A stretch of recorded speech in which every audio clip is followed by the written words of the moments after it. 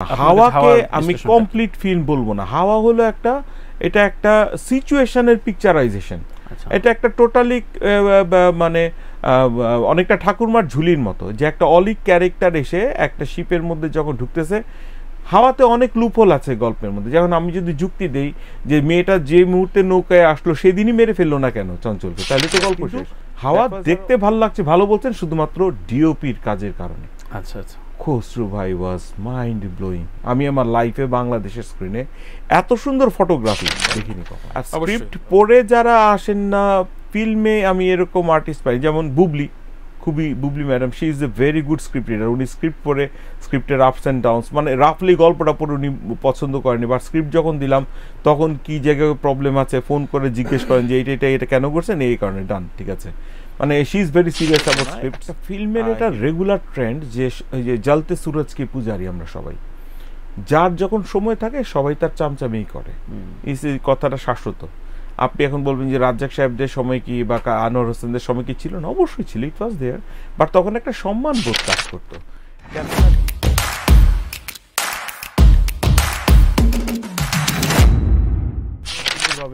Making এর ক্ষেত্রে বা টোটালিটির ক্ষেত্রে অনেকে আবার হাওয়াকে এগিয়ে রাখে।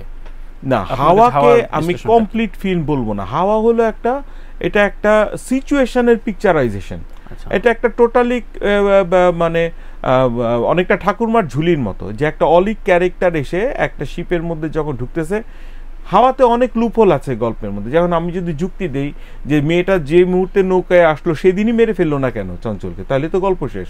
দ্যাট ওয়াজ আর অনলি ফো। তো আমি তাকে না মেরে সবাইকে মারতে থাকবো শিপের, হোয়াট দ্য হেল, প্রথমেই তোকে মেরে ফেললো, ওর প্রেম মরে না, আজ বেঁচে থাকে। ফলে এগুলি গল্পের ফ্ল, কিন্তু হাওয়া দেখতে ভালো লাগছে, ভালো বলছেন শুধুমাত্র ডিওপির কাজের কারণে। আচ্ছা আচ্ছা, খসরু ভাই ওয়াজ মাইন্ড ব্লোয়িং। আমি আমার লাইফে বাংলাদেশের স্ক্রিনে এত সুন্দর ফটোগ্রাফি দেখিনি কখনো। অবশ্যই মন খারাপের বিষয় যে তার ক্ষেত্রটাই আসলে ন্যাশনাল অ্যাওয়ার্ডটা না, ন্যাশনাল সেটা অন্য তর্ক, ভিন্ন তর্ক, আমরা ওই বিষয়ে একটু পরে আসবো। কিন্তু আমি একটু আপনার এক্সপিরিয়েন্স থেকে একটু বলেন যে অনেক সময় শুনি যে যারা একটু তারকা খ্যাতি পেয়ে যায়, ব্যস্ত হয়ে যায়, তারা আসলে স্ক্রিপ্টের দিকে নজর দেয় না, হয়তো বাসায় পৌঁছালো স্ক্রিপ্টটা খুব বেশি দেখে প্রিপেয়ার্ড হয়ে অন দ্য সেট আসে না। আপনার কাছে কে বেশি খুব মনোযোগ দিয়ে এই কাজগুলো করেছে, কার কথা বলবেন একটু, যদি বা করে আসলে কি, না করে আসলে করেন না, ব্যাপারটা তা না, ব্যাপারটা উল্টা হয়ে যায় মাঝে মাঝে। এত বেশি তারা স্ক্রিপ্টের মধ্যে হাত দেন যে তখন গল্পের স্ক্রিন প্লে ঠিক রাখা টাফ হয়ে যায়। আচ্ছা, এইটা হলো এক নাম্বার। আর স্ক্রিপ্ট পড়ে যারা আসেন না ফিল্মে, আমি এরকম আর্টিস্ট পাই যেমন Bubly madam, she is a very good script reader. উনি স্ক্রিপ্ট পড়ে স্ক্রিপ্টের আপস অ্যান্ড ডাউনস, মানে রাফলি গল্পটা পড়ে উনি পছন্দ করেনি, বাট স্ক্রিপ্ট যখন দিলাম তখন কি জায়গায় প্রবলেম আছে ফোন করে জিজ্ঞেস করেন যে এটা কেন করছেন, এই কারণে, ডান, ঠিক আছে। মানে she is very serious about scripts. হিরোইনদের মধ্যে স্ক্রিপ্ট নিয়ে সিরিয়াস পেয়েছি আমি, খুব ভালো রেসপন্স পেয়েছিলাম ইয়ের কাছ থেকে, যে কি বলে মেয়েটার নাম, Moushumi madam, she was a very good reader. আর এর মধ্যে নাটকের মধ্যে যাদেরকে পেয়েছে, এর মধ্যে স্ক্রিপ্ট পড়ে সিরিয়াস হলেন মেহজাবিন ম্যাডাম। এখন বলবেন যে আপনি আর্টিস্ট শুটিংয়ে আসার ব্যাপারটা, এইটা অল ডিপেন্ড করে বেসিক্যালি আমাদের দেশের ট্রেন্ডটাই হয়ে গেছে যে unless you are late you are not a star, you are not a superstar. খুবই ব্যাড প্র্যাকটিস হয়ে গেছে। কিন্তু আরো একটা বিষয় খুব আলোচিত, যেটা বললেন আপনি অলরেডি, যে সুপারস্টার বা একটু ব্যস্ত তারকারা খুবই ডমিনেট করে, স্ক্রিপ্টটা নিজের মতো রাখে না, উল্টো ডিরেকশনও শিখায় দেয়, ডিরেক্টররাও পারলে বাজার টাজার করে দিয়ে আসে। সো এই প্রচলনটা কি আর্লি 90s থেকেই শুরু হয়ে গিয়েছিল, মানে মান্না ভাইয়ের ওখান থেকেই? 90s বলবো না, একটা ফিল্মের এটা রেগুলার ট্রেন্ড যে জ্বলতে সুরজ কি পূজারি আমরা সবাই, যার যখন সময় থাকে সবাই তার চামচামেই করে, এই কথাটা শাশ্বত। আপনি এখন বলবেন যে রাজ্জাক সাহেবদের সময় কি বা আনোয়ার হোসেনদের সময় কি ছিল না, অবশ্যই ছিল, ইট ওয়াজ দেয়ার, বাট তখন একটা সম্মান বোধ কাজ করতো। কেননা ডিরেক্টররা they belong to class families, তারা এডুকেটেড ছিলেন, তাদের নিজস্ব একটা গণ্ডি ছিল যে ক্লাসে তারা চলাফেরা করতেন, which was an intellect class. আমাদের এখনকার যুগে যেটা প্রবলেম হয়েছে যে ম্যাক্সিমাম ডিরেক্টররাই দেখা যাচ্ছে যে ওস্তাদের সাথে থেকে ডিরেক্টর, বা হয়তো উঠে আসছেন যে এমন একটা ওয়াক অফ লাইফ থেকে যে উনি চিন্তাই করছেন না যে ওই হিরো বা আর্টিস্টের বাসায় বাজার নিয়ে যাব বা তার সাথে চলবো, এটা আমার ক্যারেক্টারের জন্য ডিগ্রেডিং হচ্ছে, চিন্তাই করছেন না। তাদের ক্ষেত্রে এই ঘটনাগুলি হয়, সবার ক্ষেত্রে না। হ্যাঁ, আর আর্টিস্টরা ডমিনেট করবেন বা স্টার যারা তারা ডমিনেট করবে, এটাই স্বাভাবিক। এই বলিউডে যেমন সালমান খানের যদি রেগুলার শিডিউল বলি, সালমান খান সেটে আসে কয়টায়? দুপুর 3টার সময় সেটে আসেন সালমান খান। সালমান খান সেটে এসে শুটিং করেন অনলি 6 ঘন্টা, রাত্র 9টায়, এবং রাত্র 9টায় উনি প্রডিউসারদের উপর এমবার্গো দেন, they have to throw a party with all of his friends and everything, যেটা চলবে রাত্র 2টা-3টা পর্যন্ত। সো আপনি এখন বলবেন যে তাহলে কি ওরা কি না, হ্যাঁ they are at the same time they are sincere, character marketing সব কিছু নিয়ে সিনসিয়ার। বাট সালমানের মধ্যে সিনসিয়ারিটির অভাব আছে, তার রিসেন্ট প্রজেক্টগুলো দেখলে বোঝা যায়। এক্ষেত্রে টপ প্রায়োরিটি দিব আমি শাহরুখ খানের, দেখলাম আরো বেশি।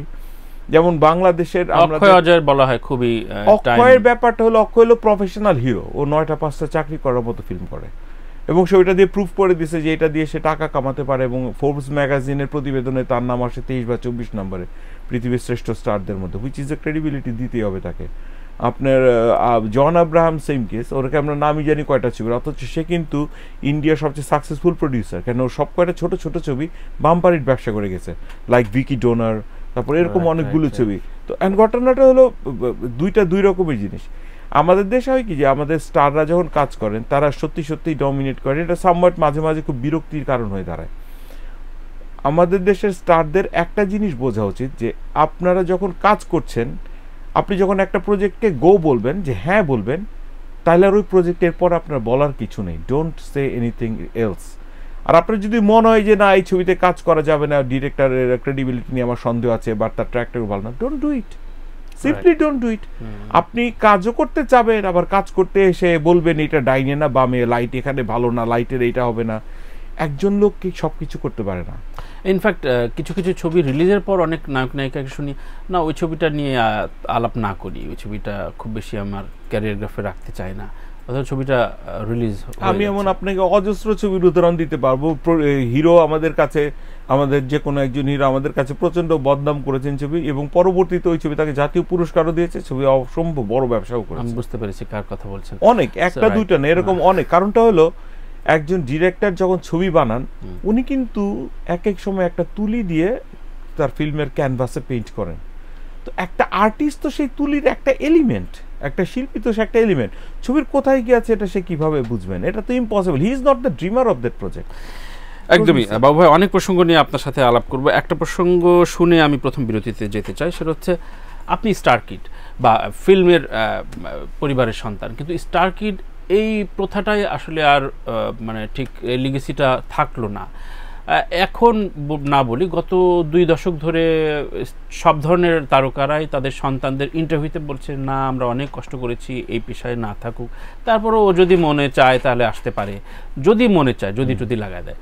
কিন্তু আসলে যে পেশাটা যে বিলং করে সেই পেশার প্রতি সম্মান রেখেই তো বলিউড ইন্ডাস্ট্রি একের পর কয়েক প্রজন্ম বড় হচ্ছে, এবং তাদের মানে আপব্রিঙ্গিংটা তো আমরা দেখছি, একের পর এক এন্ডোর্স করে যাচ্ছে, একটার পর একটা লেয়ারে তারকা তৈরি হচ্ছে। এই অনীহাটা কেন তৈরি হলো? মানে সবচেয়ে বড় ফ্যাক্টর হলো অর্থনৈতিক income, the amount of income. নাকি রিস্ক না নেওয়ার? না, কোনো রিস্ক না, জাস্ট একটা ইনকাম। আপনি একটা জিনিস চিন্তা করেন, শাহরুখ খান একটা ছবিতে 100 কোটি রুপি চার্জ করছেন, তো শাহরুখ খানের ছেলে তো চাবে আমি আরেকটা সিনেমার স্টার হবো, আমার বাবা 100 কোটি কামিয়েছে, আমি 150 কোটি কামাবো। It's very natural. রেশিওটা অনেক না, কিন্তু রেশিওটা আমাদের দেশ হচ্ছে কি, আমাদের ডাইরেক্টর বা আমাদের হিরোরা যারা ছবিতে পুরনো কাজ করে গেছেন, একমাত্র রাজ্জাক আঙ্কেল তার ফিল্মের তিন ছেলের মধ্যে 2জনই ফিল্মে এসছে, সম্রাট ভাই, বাপ্পা ভাই। এখন উনি একমাত্র তার ছেলেদের চেষ্টা করেছেন ফিল্ম প্রতিষ্ঠিত করার। বাকি যারা আসছেন তারা দেখলেন এখানে যখন ইন্ডাস্ট্রিটা আমাদের একটা ব্রোকেন এপিসোডে চলছিল, 90s কাটপিসের এপিসোড, তারপরে ছবির খরা, প্রডিউসার ডিরেক্টরদের লেভেল পড়ে যাওয়া, সব কিছু মিলে দে ওয়ার নট ইন্টারেস্টেড, কারণ যে লোকগুলি আছে তাদের প্রতি তাদের কোনো সম্মানবোধ কাজ করছিল না। ফলে they didn't want their kids to be in that industry. যেখানে দেখছেন যে বয়টা প্রোডাকশন বয় ছিল সে এখন ফিল্ম ডিরেকশন দিচ্ছে, যে নাটকের লাইটম্যান ছিল ও এখন নাটকের সুপারস্টার ডিরেক্টর। তো আপনি সেখানে কি আশা করেন যে আপনি আপনার ছেলেকে একটা লাইটম্যান দিয়ে নমিনেট করতে দিবেন, বা একটা টি বয় আপনার ছেলেকে ডিরেকশন দিবে? হোয়াট দ্য হেল ভাই, তুমি বিদেশ চলে যাও, তোমার মতো ভবিষ্যৎ বানাও। আচ্ছা, প্রবলেমটা ছিল এটা। তো এই ইন্ডাস্ট্রি ভেঙে পড়ার অনেকগুলো কারণের ভিতরে এটা কি একটা মনে করেন কিনা? একটা আমাদের ইন্ডাস্ট্রি ভেঙে পড়ার জন্য সবচেয়ে বড় সেক্টরটা যেটা দায়ী, এটা হলো ডিরেক্টরস অ্যাসোসিয়েশন এবং প্রযোজক সমিতির কিছু রুলস, যেটা ছিল টোটালি রং।